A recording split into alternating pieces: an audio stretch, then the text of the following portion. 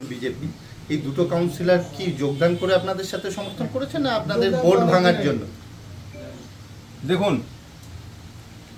Councillor 21 জনাই সদস্য পৌর বোর্ডের, 21 জনাই পৌর বোর্ডের সদস্য এবং 21 জনার মতামতেই চেয়ারম্যান গঠিত হয় এবং চেয়ারম্যানের দায়িত্ব 21 জনাকে নিয়েই চলা। চেয়ারম্যান কোনো নির্দিষ্ট ওয়ার্ডের না, চেয়ারম্যান প্রত্যেকটা ওয়ার্ডের। আজকে দলীয় কাউন্সিলররা যদি ক্ষিপ্ত হয়ে থাকে, দলীয় কাউন্সিলরের 16 জনের মধ্যে 14 জনা যদি বিরোধিতা করে থাকে, তাহলে বিরোধীদের অবস্থাটা কি জায়গায় আছে আপনারা চিন্তা করুন। তাদের তো অবস্থা আরও খারাপ। তো সুতরাং তারা তো চাইবেই এরকম একটা ঘটনা ঘটুক।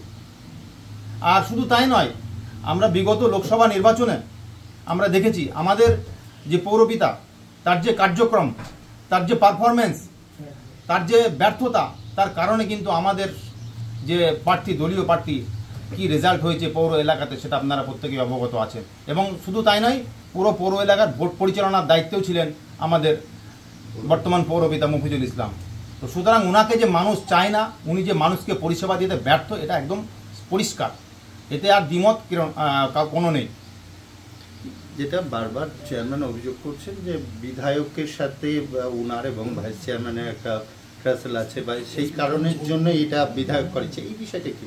না, এটা দেখুন, বিধায়কের সঙ্গে কি ট্রাসেল আছে কি না আছে সেটা উনি বলতে পারবেন। আপনারা প্রত্যেকেই জানেন, একটা সময় ছিল যখন চেয়ারম্যান সাহেব অফিসে পাওয়া যেত না, শুধু চেয়ারম্যান সাহেবকে নয়, ভাইস চেয়ারম্যানকেও অফিসে পাওয়া যেত না, কারণ ওনারা দিনমান কোথায় পড়ে থাকতেন সেটা আমি বলছি না। তো ট্রাসেল কি নিয়ে হয়েছে সেটা ওনারা বলতে পারবেন। আমাদের বক্তব্য, চেয়ারম্যান নাগরিক পরিষেবা দিতে ব্যর্থ, চেয়ারম্যান আমাদের ওয়ার্ডগুলোর উন্নয়ন করতে ব্যর্থ। মানুষের যে দৈনন্দিন পরিষেবা, আজকে আপনারা ভাগাট থেকে শুরু করে, রাস্তাঘাট থেকে শুরু করে, পৌরসভার আর্থিক অবস্থা থেকে শুরু করে সমস্ত কিছু একটা জলাঞ্জলি। আজকে আমাদের একজন সাথী কাউন্সিলর, যিনি এই 14 জনের মধ্যে সই করে আছেন, তিনি আজকে বলছিলেন আমাদের 1869 সালের পৌরসভা ঐতিহ্যবাহী পৌরসভা। আজকে সত্যি লজ্জা লাগছে যে আমাদের একজন এত একটা ঐতিহ্যবাহী পৌরসভা, তার এরকম একজন পৌর প্রশাসক পরিচালনা করছেন, এটা আমাদের কাছে লজ্জা। উনি তো আজকে এটা দিয়েছেন, ওনার তো ওখানে দেখলাম একটা সইও রয়েছে।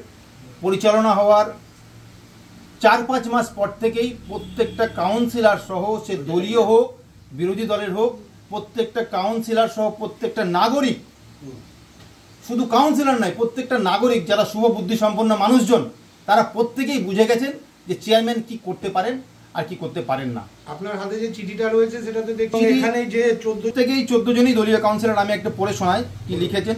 এটা পুরোপুরি ভাইস চেয়ারম্যানের তৎকালীন নেতৃত্বে করা হয়েছিল। আমরা নিম্ন স্বাক্ষরকারী মুর্শিদাবাদ জেলার জঙ্গিপুর পৌরসভার নির্বাচিত কাউন্সিলর। আপনি নিশ্চয়ই জানেন 21 আসন বিশিষ্ট জঙ্গিপুর পৌরসভায় আমাদের কাউন্সিলর সংখ্যা, দলীয় কাউন্সিলর সংখ্যা 16। আপনাদের পরামর্শ মেনে 20 নম্বর ওয়ার্ডের কাউন্সিলর জনাব মফিজুল ইসলাম সাহেবকে সর্বসম্মতিক্রমে পৌরপিতা হিসাবে মনোনয়ন করে আমরা পৌর প্রশাসনের কাজ শুরু করি। কিন্তু বর্তমান পৌরপিতা তার কার্যকালের শুরু থেকেই স্বজন পোষণ, আর্থিক দুর্নীতি এবং প্রশাসনিক অদক্ষতার পরিচয় দিয়ে থাকেন। বিষয়টি নিয়ে আমরা বারংবার একটা অভিযোগ আনছে যে আমাদের যে বিধায়ক আছেন, ওনার প্ররোচনায় নাকি আপনারা এই কাজ করছেন। না, এটা একদম সম্পূর্ণ ভিত্তিহীন।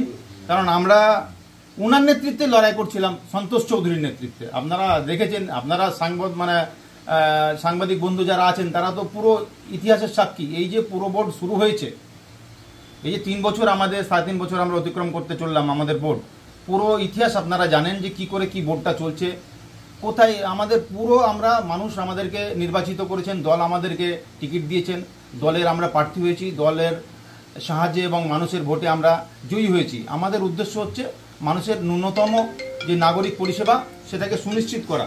কিন্তু আমাদের এই বোর্ডের চেয়ারম্যান সাহেব একদম প্রথম থেকেই যে মানুষের, পৌর নাগরিকদের ন্যূনতম যে পৌর পরিষেবা সেটা দিতে ব্যর্থ। আর এটা নিয়েই কিন্তু আমাদের প্রথম থেকেই আমাদের অভিযোগ আমরা দলের বিভিন্ন স্তরে জানিয়েছি। এবং সর্বোপরি একটা সময় সমস্ত দলীয় কাউন্সিলর, তৃণমূল কংগ্রেসের 14 জনা কাউন্সিলরই কিন্তু এই অভিযোগ লিখিত আকারে একাধিকবার জানিয়েছে বিভিন্ন জায়গাতে। সুতরাং আজকে 2-1 জন যারা বলছে, তারা কি জন্য বলছে, কেন বলছে সেটা বলতে পারবো না। আরও একটা বিষয় আপনাদের বলতে চাই, আমি এখানে দুর্নীতির কোনো কথা বলতে চাইছি না, কারণ দুর্নীতিটা হচ্ছে প্রমাণ সাপেক্ষ।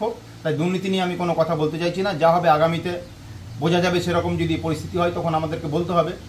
আর আমরা এইভাবে প্রেস মিটও করিনি, কিন্তু আজকে যাই হোক এরকম একটা পরিস্থিতি তৈরি হয়েছে, আমরা পারছি না। আমাদের প্রত্যেকটা কাউন্সিলরের যে ন্যূনতম যে সম্মান, ন্যূনতম যে মান সম্মান, ন্যূনতম যে পরিষেবা দেওয়ার ক্ষমতা, সেটা আজকে পুরোপুরি ব্যর্থ। আমরা নির্দিষ্ট কয়েকটি ওয়ার্ড যে ওয়ার্ডগুলোতে আজকে আমরা এখানে চেয়ারম্যান স্যারের যে আমরা বিরোধিতা করছিলাম, তার কাজের ব্যর্থতার বিরোধিতা করছিলাম, সেই ওয়ার্ডগুলোকে পুরোপুরি দাবি দেওয়া হয়েছে। আমি আপনাদের মাধ্যমে পুরো সবাইকে, চেয়ারম্যান সাহেবকে প্রশ্ন করতে চাই, আমরা বারংবার একটা জিনিস চেয়েছি, ওয়ার্ড ভিত্তিক কাজের তালিকা। সেটা কিন্তু আজ পর্যন্ত চেয়ারম্যান সাহেব দেননি, কারণ আমাদের ওয়ার্ডগুলোকে পুরোপুরি বঞ্চিত করে রাখা হয়েছে। তৃণমূল কংগ্রেসের যারা দলীয় কাউন্সিলর, সেই সমস্ত একাধিক কাউন্সিলরের প্রায় 10 থেকে 12 জন কাউন্সিলরের, 9 জন কাউন্সিলরের কিন্তু ওয়ার্ডের কাজের পরিমাণ শূন্য। আমরা বারংবার বলছি, আমাদের দাবি যদি মিথ্যা হয়, উনি কাজের তালিকা পেশ করুক, কাজের তালিকা পেশ করে প্রমাণ করে দিই। আর যারা বর্তমানে 2-1 আছে, তাদের সঙ্গে ভেরিফাই করলে পরে, জাজ করলে পরে বোঝা যাবে যে কেন তারা গেছে ওইদিকে, বা আরও কোনো তাদের কাজ আছে কিনা। এটুকুনি আমাদের বক্তব্য আজকের বিষয় নিয়ে। আর